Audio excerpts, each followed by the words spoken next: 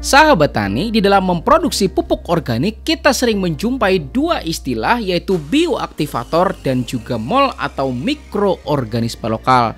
Dan meskipun keduanya ini sama-sama berperan dalam penguraian bahan organik, ternyata kedua-duanya ini sangat berbeda baik dari sifat alaminya maupun tujuan dari penggunaannya. Maka supaya kita lebih memahami baik kekurangan dan juga kelebihannya masing-masing, mari kita bahas lebih detail setelah intro berikut ini. BAM!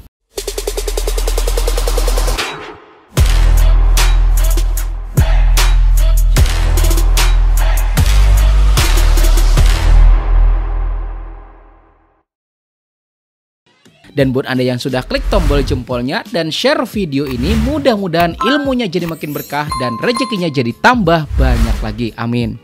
Sahabat tani, di tengah harga sarana produksi yang setiap tahunnya terus saja mengalami kenaikan, maka bisa membuat sendiri adalah cara kita buat mengurangi pengeluaran. Dan membuat sendiri ini artinya kita bisa memanfaatkan bahan-bahan yang ada di sekitar kita biar bisa kita gunakan dan juga bisa bermanfaat. Dan dalam upaya dekomposisi dari bahan-bahan yang ada di sekitar kita, dibutuhkan sekumpulan dari mikroorganisme, baik itu berbentuk bioaktivator maupun mol atau mikroorganisme lokal. Dan berikut ini adalah perbedaan baik itu kelebihan dan juga kekurangan dari masing-masing. Pertama, kita bahas dari asal dan juga sumbernya.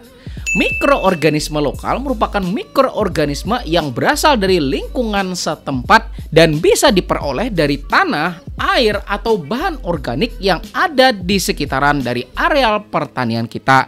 Dan yang paling mudah dicari itu ya sahabat tani, itu berada pada bawah pohon-pohon besar, di mana ketika terdapat banyak banget dedaunan yang sudah mengalami pelapukan atau pembusukan, maka di situ pasti terdapat keberadaan mikroorganisme lokal ini. Kemudian selain itu, mikroorganisme lokal juga bisa kita peroleh dari sumber-sumber lainnya, misalnya adalah rumen ternak. Dan buat Anda yang belum tahu apa sih rumen ternak itu, nah itu ya sahabat tani merupakan makanan yang belum kecerna pada ternak, dan itu biasanya berisikan ragam mikroorganisme lokal yang begitu luar biasa kayak gitu ya sahabat tani.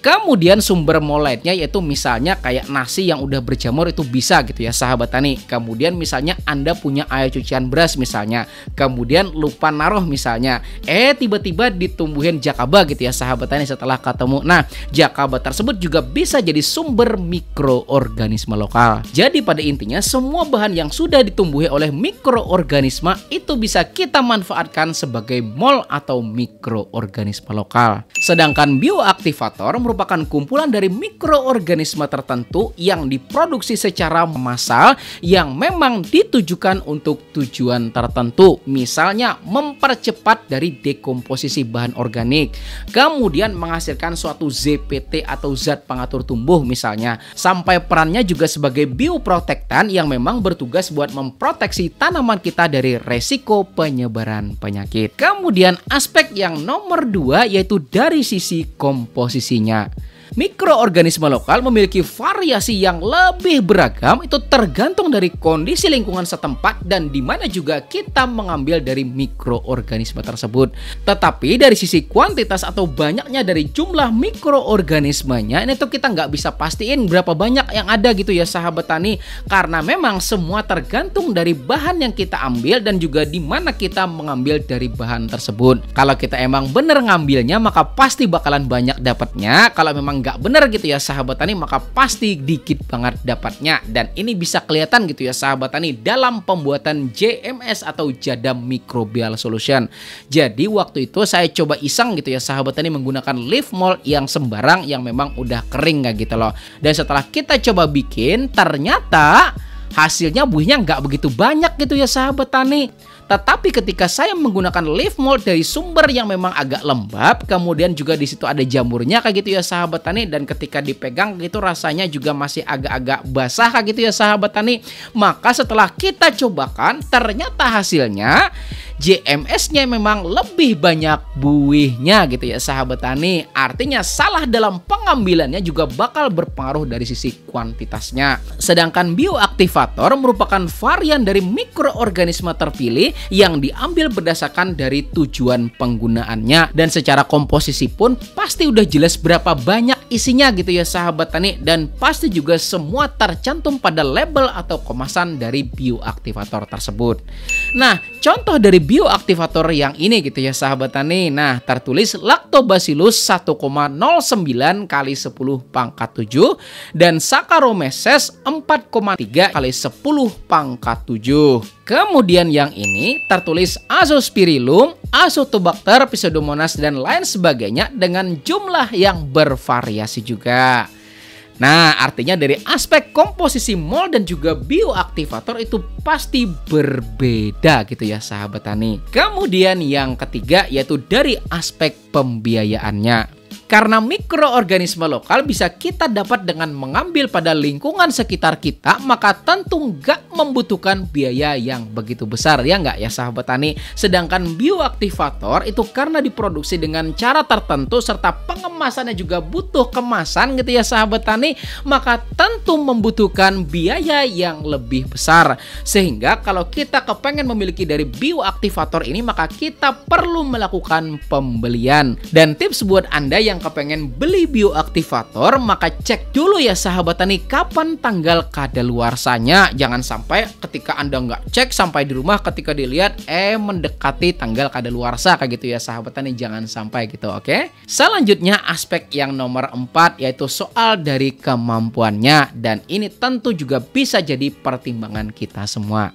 Mikroorganisme lokal dapat langsung kita gunakan buat mendekomposisi dari bahan organik, karena pada dasarnya mikroorganisme lokal itu merupakan mikroorganisme yang memang sudah aktif dari sononya kayak gitu loh. Sedangkan bioaktivator karena ada jeda pendistribusian terlebih dahulu, mulai dari produsen, kemudian distributor, agen, kemudian pedagang sampai ke tempat kita gitu ya sahabat tani, maka proses ini perlu adanya dormansi dari mikroorganismenya supaya memiliki daya simpan yang jauh lebih lama. Sehingga ketika kita kepengen menggunakannya dengan kekuatan yang lebih maksimal, maka kita perlu melakukan proses aktivasi terlebih dahulu dengan bahan tambahan yaitu bioaktivator itu sendiri sebanyak 1 bagian, kemudian glukosa baik itu gula atau molasa itu 1 bagian, kemudian juga karbohidrat itu 1 bagian, dan yang terakhir adalah air sebanyak 18 bagian. Dan tutorial pembuatannya saya nggak bahas lagi ya sahabat tani di video ini karena sudah ada loh saya buatkan videonya, silahkan tonton pada video yang ini. Oke.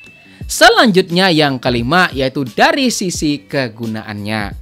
Mikroorganisme lokal pada dasarnya dapat kita gunakan buat berbagai tujuan dalam pertanian organik, termasuk misalnya buat mendekomposisi dari bahan organik, kemudian digunakan juga sebagai pupuk hayati, kemudian juga bisa langsung kita aplikasikan pada lahan pertanian. Sedangkan bioaktivator itu paling tepat digunakan buat mempercepat dari dekomposisi bahan organik dalam pembuatan pupuk organik cair maupun kompos gitu ya sahabat tani. Tetapi kalau memang Anda kepengen juga mau aplikasikan pada lahan, maka Anda harus pastikan terlebih dahulu bahwa lahan Anda memiliki kandungan bahan organik yang cukup gitu ya sahabat tani. Oke.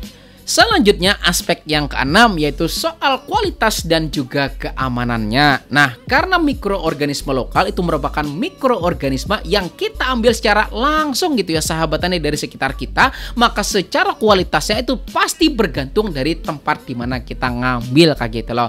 Dan tips dari saya, kalau Anda mau ngambil leaf mold gitu ya sahabat tani atau serasah dedaunan dari pohon-pohon besar yang sudah mengalami palapukan, maka carilah yang lembab, kemudian dingin dan juga masih ada jamurnya. Karena kalau ada jamurnya di situ gitu ya sahabat tani, maka sudah bisa dipastikan bahwa terdapat mikroorganisme yang sedang melakukan proses dekomposisi. Tetapi karena mikroorganisme lokal ini kita ambil secara langsung gitu ya sahabat tani tanpa memilah-milah terlebih dahulu, maka pasti masih memungkinkan kontaminasi dari patogen. Sedangkan bioaktivator karena memang sudah dilakukan pengawasan dan juga perlakuan secara khusus, maka secara kualitas itu pasti jauh lebih aman dan jauh dari kontaminasi patogen gitu ya sahabat tani. Kemudian aspek terakhir yaitu yang ketujuh adalah ketahanan dan juga penyimpanannya. Nah, karena mikroorganisme lokal merupakan mikroorganisme yang memang sudah aktif dan sudah siap dalam melakukan proses dekomposisi, artinya dari aspek ketahanan dan juga penyimpanannya itu perlu kita lakukan perlakuan demi perlakuan, yaitu pertama menjaga ketersediaan makanannya baik itu gula, molase dan juga karbohidrat, serta kita juga harus rutin dibasahin gitu ya sahabat tani supaya menjaga kelembapan dari bahan tersebut. Sedangkan bioaktivator karena diproduksi dalam keadaan yang dorman, maka kita bisa menggunakan secukup keperluan kita aja, sehingga lebihannya ini masih bisa kita gunakan buat keperluan tertentu yang selanjutnya gitu ya sahabat tani. Jadi pada intinya baik menggunakan mol atau mikroorganisme lokal atau bioaktivator, pada dasarnya tujuan itu sama gitu ya sahabat tani, yaitu buat mengubah suatu bahan yang tadinya tidak bermanfaat menjadi bermanfaat buat tanaman kita. Maka semua saya kembalikan lagi pada Anda semuanya. Buat Anda yang punya waktu lebih, maka alangkah baiknya gunakan mol gitu ya sahabat tani, karena bisa kita ambil secara berlimpah dan juga gratis di sekitar kita. Tetapi kalau Anda yang mau instan kayak gitu loh dan nggak mau ribet gitu ya sahabat tani, maka silakan beli bioaktivator pada toko-toko pertanian di tempat Anda. Oke, maka silakan klik tombol jempolnya yang banyak dan juga share video ini, karena satu kebaikan yang Anda bagikan bakal berbuah ribuan kebaikan-kebaikan selanjutnya. Dan insya Allah kita bakal ketemu lagi pada video lainnya di channel Penyuluh Pertanian Lapangan. Dan di samping sini ada dua video yang saya rekomendasikan untuk Anda pelajari. Insya Allah akan semakin membuat keilmuan Anda tambah banyak lagi. Terima kasih. Saya Rizali Ansar, saya akhiri dengan ucapan wassalamualaikum warahmatullahi wabarakatuh. Mohon maaf gak enak badan gitu ya sahabat tani.